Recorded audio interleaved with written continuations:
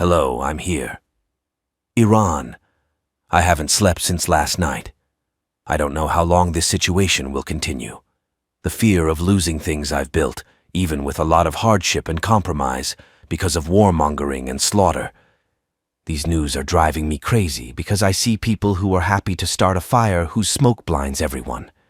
The dollar has become more expensive, and we're further away from our dreams, with breaths that we're not sure how far they'll carry us. Iran's unprecedented attack on Israel. What has happened so far? In the early hours of today, according to Iran's time, the Islamic Republic launched hundreds of drones and cruise and ballistic missiles at targets in Israel, marking the first direct confrontation between the two countries in the past 45 years. Daniel Hagari, spokesman for the Israeli army, stated that around 200 drones, cruise missiles, and ballistic missiles were launched by Iran towards Israel. However, various reports indicate that most of these missiles and drones have been tracked and destroyed, with the Israeli army claiming that most of them were shot down outside of Israel's territory. The Israeli army spokesperson also announced that at least one location in the south of the country was targeted, but there was no significant damage to this military center.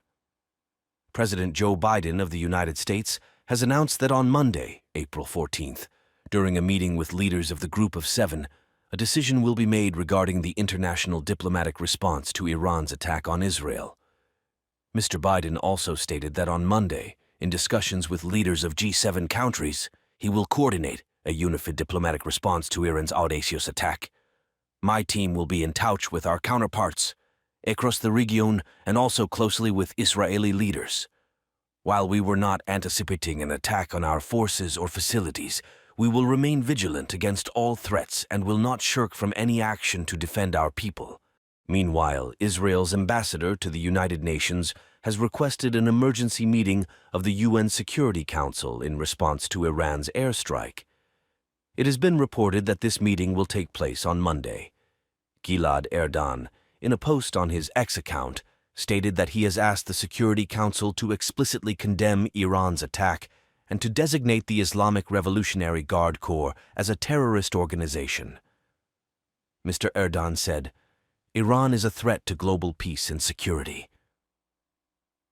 Israel's letter to the President of the UN Security Council states, Iran not only blatantly violated the UN Charter and international law, but also openly launched over 200 drones, cruise missiles, and ballistic missiles from its soil against Israel.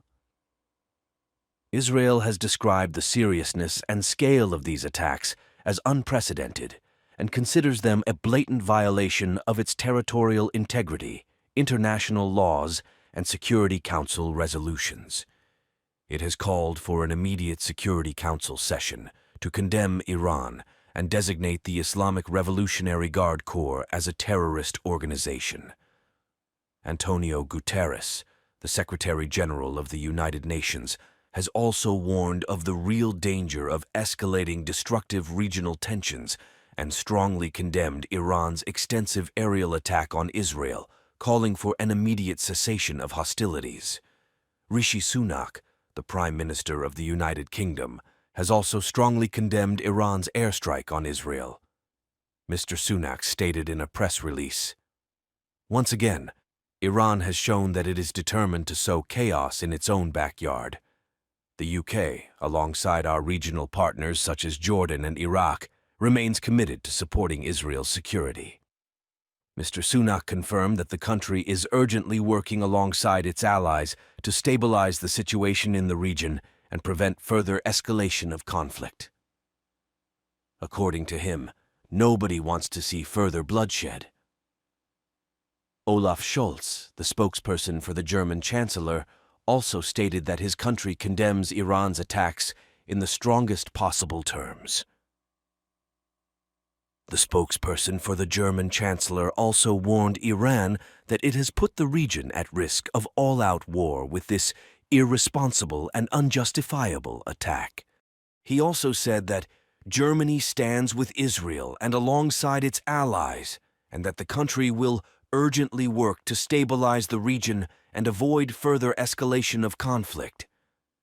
Egypt's foreign ministry spokesperson, wrote on X network that the government is in contact with all parties involved to contain the crisis situation in the region and prevent further escalation of tensions. After the attacks began, Iran's representation at the United Nations confirmed the attack on targets in Israel via its social media account on X, stating it was based on Article 51 of the United Nations Charter regarding legitimate defense in response to Israeli aggressions. Iran's diplomatic representation labeled the military action against Tel Aviv as a response to Israel's attack on Iran's consulate in Damascus, writing, "The matter can be considered concluded." Furthermore, they threatened, "If the Israeli regime commits another mistake, Iran's response will be significantly stronger." Furthermore, they threatened, "If the Israeli regime commits another mistake, Iran's response will be significantly stronger." Iran also warned that this confrontation is between Iran and the rebellious Israeli regime, and America should stay out of it.